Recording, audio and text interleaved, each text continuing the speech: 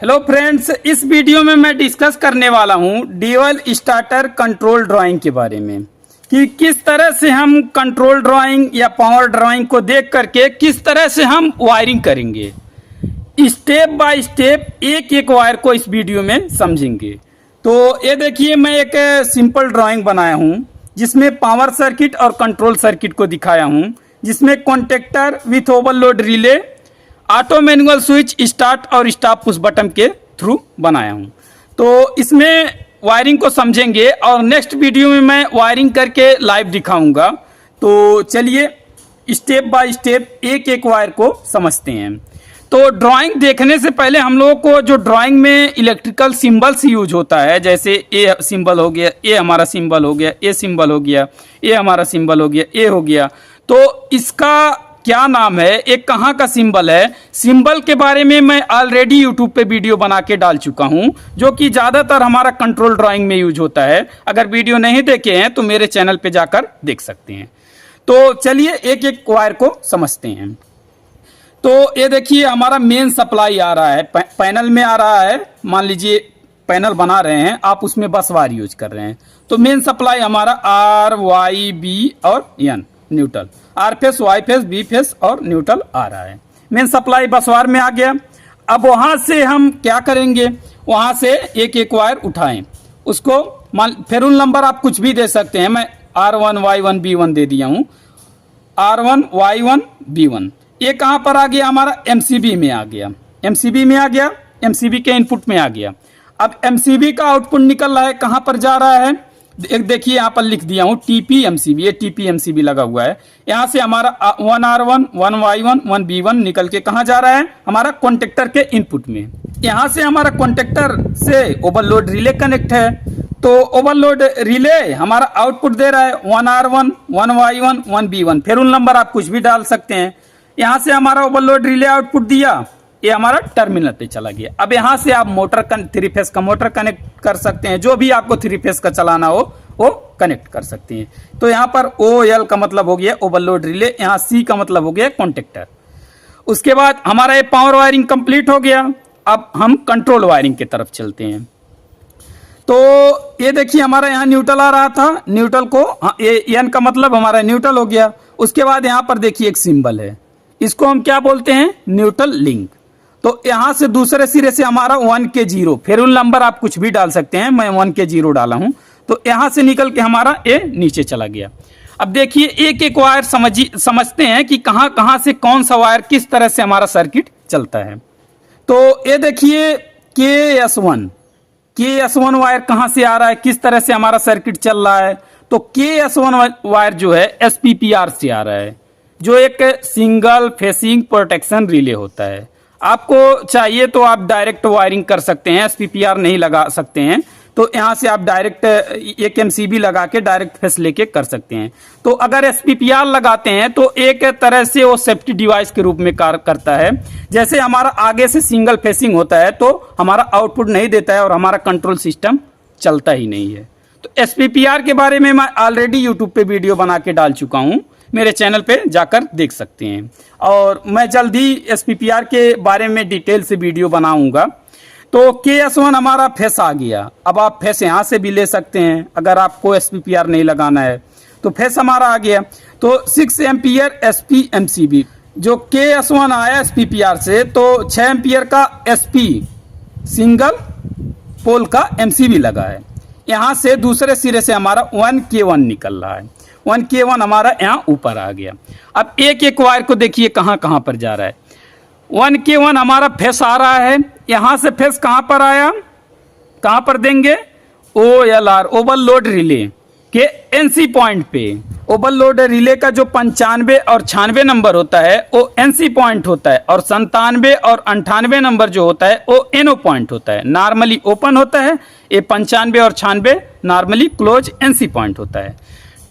तो हमारा NC point पे आ गया सप्लाई, यहाँ पर हमारा सप्लाई यहाँ से आ रहा है, यहाँ 1K1 आ गया। अब दूसरे सिरे से निकाल के क्या करेंगे, हम सेलेक्टर स्विच के कॉमन पॉइंट पे देंगे, जो हमारा एक नंबर होगा कॉमन पॉइंट पे देंगे सेलेक्टर स्विच के। हमारा यहाँ पर एक नंबर पे सप्लाई आ गया। अब ये एनसी पॉइंट है तो 1 नंबर पे हमारा सप्लाई आ रहा है। अब सबसे पहले हम मैनुअल सर्किट को बना लेते हैं। तो ये 0 पोजीशन हमारा है सेलेक्टर स्विच का, 0 पे करेंगे तो ऑफ रहेगा।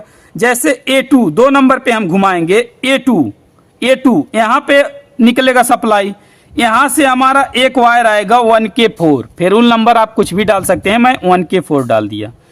A2 से हमारा आएगा, ये देख सकते हैं स्टॉप PB, मतलब स्टॉप का पुश बटन हमारा।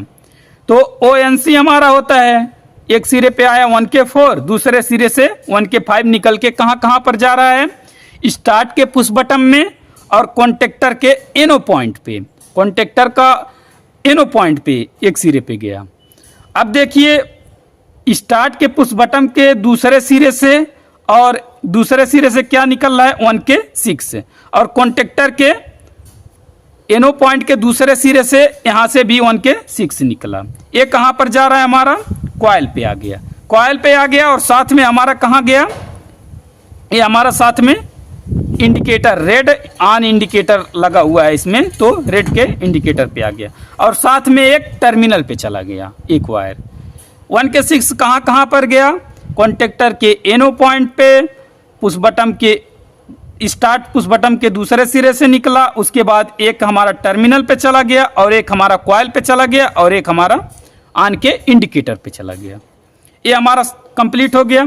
उसके बाद ये देखिए हमारा A1 से ऑटो में अगर हमें चलाना है, A1 से निकल के डायरेक्ट हमारा 1K7 निकल रहा है, ये टर्मिनल पे चला गया।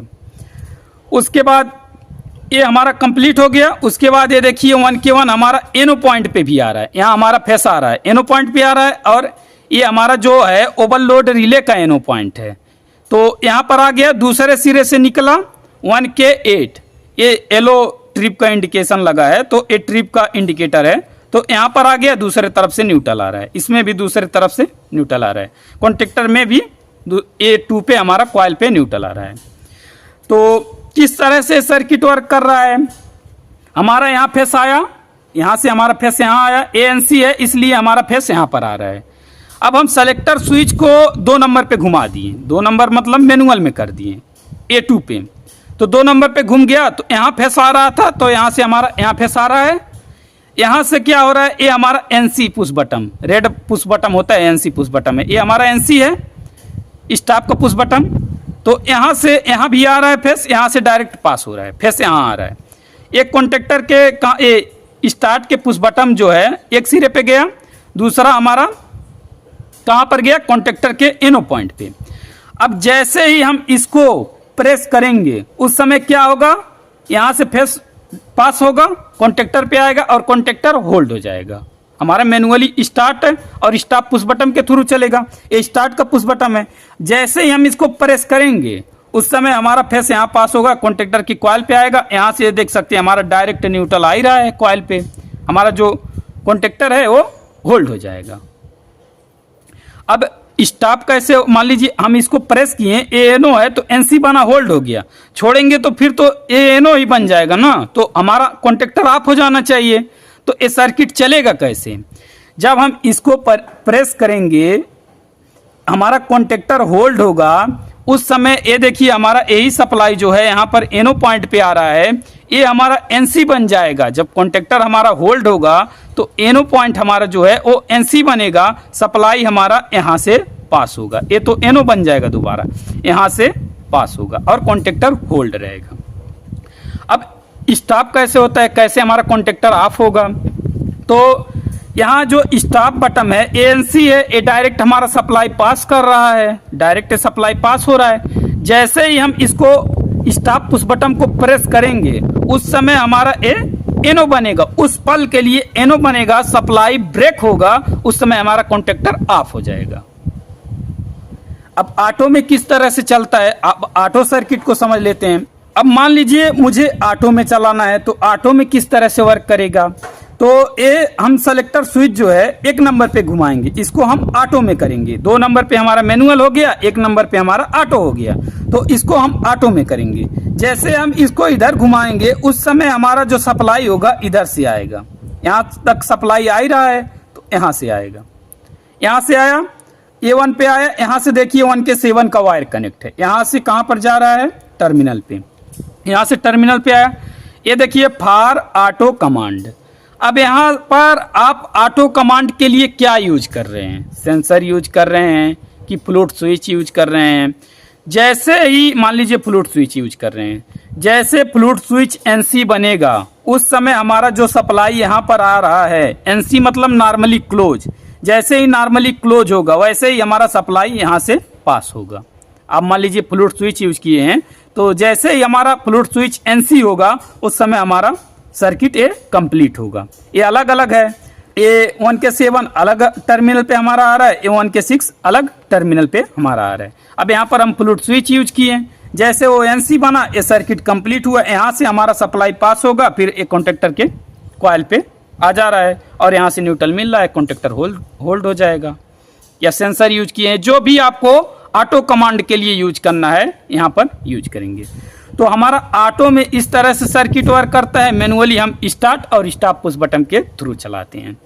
तो ये तो समझ गए। अब ये देखिए हमारा ट्रिप का इंडिकेटर, ट्रिप का इंडिकेटर यहाँ पर लगा है, तो यहाँ 1K1 आ रहा है, यहाँ फेस आ रहा है, एनो से निकल के हमारा ट्रिप के इंडिकेटर पे गया और एक तरफ से न्यूट्रल आ रहा है। तो अब ये कैसे वर्क करेगा, मान लीजिए बाय चांस जो मेरा ओवरलोड रिले लगा हुआ है, मान लीजिए 5 एम्पियर का है और बाय चांस मेरा मोटर जो है ख़राब हो गया है, कुछ प्रॉब्लम हुआ है, ज़्यादा एम्पियर लेने लगा, 7 एम्पियर 8 एम्पियर लेने लगा, उस समय क्या होता है, ओवरलोड रिले जो होता है वो ट्रिप हो जाता है। ट्रिप हो जाने का मतलब हमारा एनसी होता है तो ए एनओ बन जाता है और ए जो एनओ पॉइंट होता है वो एनसी बन जाता है, उल्टा हो जाता है। तो उस समय जो होता है ये सर्किट चलने लगता है और ये हमारा जो कंट्रोल सर्किट है ये हमारा ऑफ हो जाता है ऑटोमेटिक। यहाँ से हमारा फेस ब्रेक होगा तो ऑफ हो ही जाएगा ऑटोमेटिक, यहाँ से हमारा सर्किट पास होता है। तो ये हमारा ट्रिप का इंडिकेटर जलता है और जब ये हमारा ए सर्किट चलता है, हमारा कॉन्टेक्टर होल्ड रहता है, उस समय हमारा ये रेड इंडिकेटर ऑन का जलता है। तो इस वीडियो में स्टेप बाय स्टेप एक एक वायर को समझें और जो एक KS1 का वायर है ये SPPR से आता है, जो सिंगल फेसिंग प्रोटेक्शन रिले है। इसके बारे में मैं ऑलरेडी यूट्यूब पे वीडियो बना के डाल चुका हूं। अगर आपको SPPR नहीं यूज करना है तो आप फेस कहीं से भी उठा के, मान लीजिए R फेस उठा लिए, MCB लगा के यहाँ से निकाल के आप कंट्रोल वायरिंग कर सकते हैं। तो इस वीडियो में इतना ही जाने, फिर जानेंगे नेक्स्ट वीडियो में। जानकारी अच्छा लगा हो तो मेरे चैनल को सब्सक्राइब और वीडियो को लाइक और शेयर करना ना भूलें। तो मेरे इस चैनल पे basic knowledge of control panels में, basic knowledge of control panel से रिलेटेड मैं वीडियो डालता हूं, जिसमें कंपोनेंट को डिस्कस करता हूं और कंट्रोल ड्राइंग को डिस्कस करता हूं, वायरिंग करके लाइव दिखाता हूं और साथ में जो वीडियोजेट 15-20 मॉडल का प्रिंटर होता है तो उसको किस तरह से ऑपरेट करें, किस तरह से प्रिंटिंग के लिए रेडी करें, इसके बारे में भी मैं यूट्यूब पे वीडियो बना के डालता हूं, जिसका कि मैं एक प्लेलिस्ट बना दिया हूं, हाउ टू ऑपरेट वीडियोजेट 15-20 प्रिंटर। तो इस वीडियो में इतना ही जाने, फिर जानेंगे नेक्स्ट वीडियो में।